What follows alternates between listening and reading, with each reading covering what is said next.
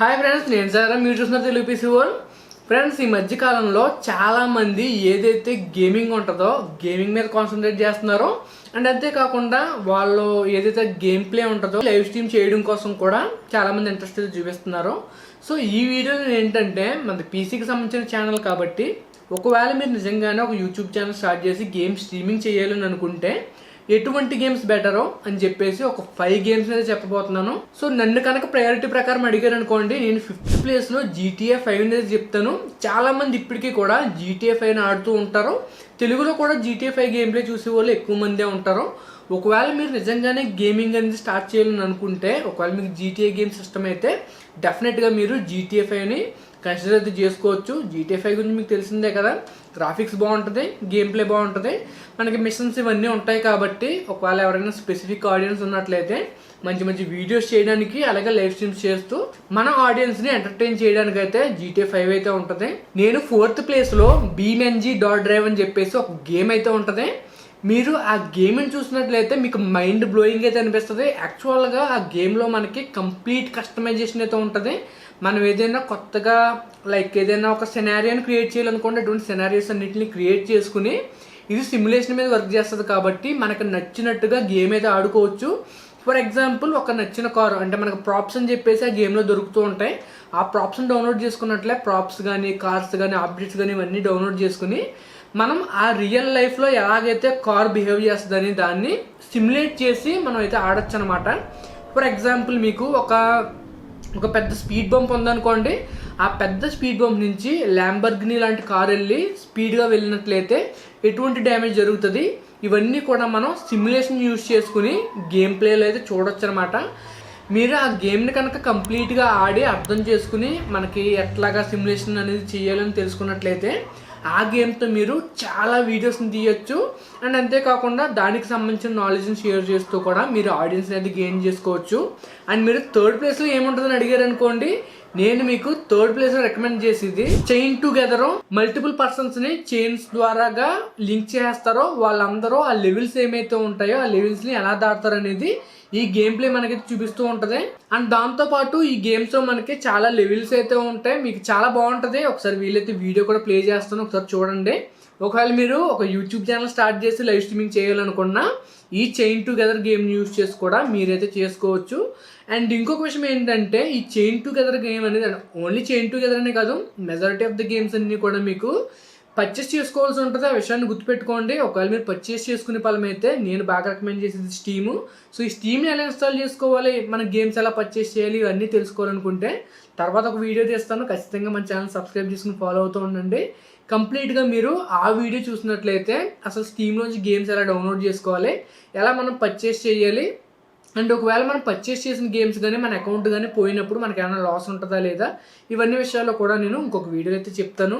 So జనరల్గా మనకి chain together ఆడడం వల్ల బెనిఫిట్ ఏంటంటే ఫ్రెండ్స్ కోఆపరేషన్ అనమాట.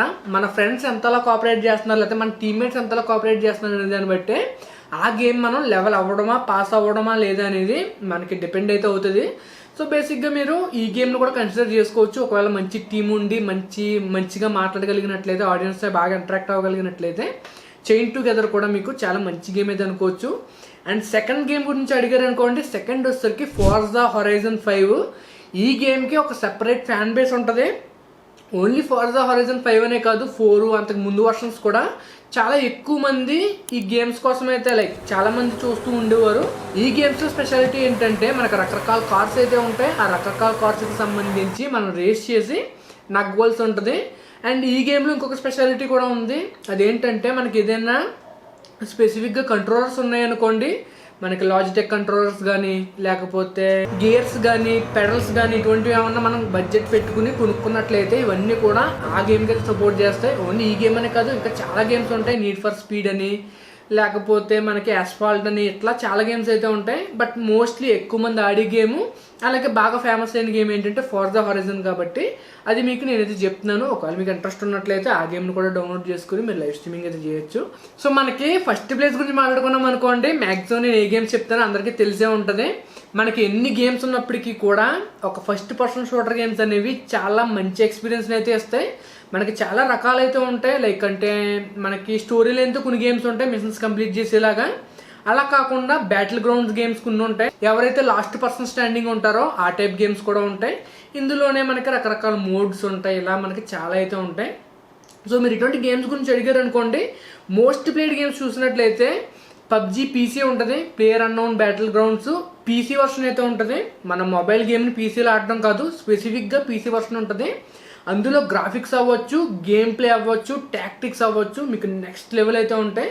నేను చెప్పిన పీసీ గేమ్స్ అన్ని మీరు ఆడాలనుకుంటే మీ దగ్గర కొంతవరకు పవర్ఫుల్ పీసీ ఉండాలి, ఆ విషయాన్ని గుర్తుపెట్టుకోండి.